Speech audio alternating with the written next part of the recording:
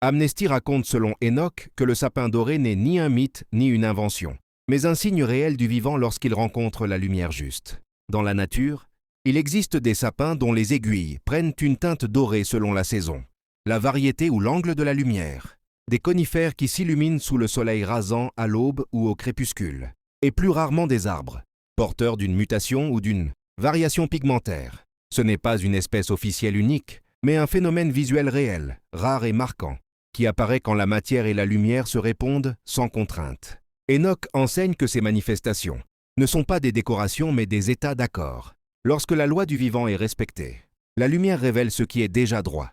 Le sapin, toujours vert, dit la vie qui ne se coupe pas de sa source. L'or n'est pas une richesse mais une fréquence de clarté, non mélangée à la peur.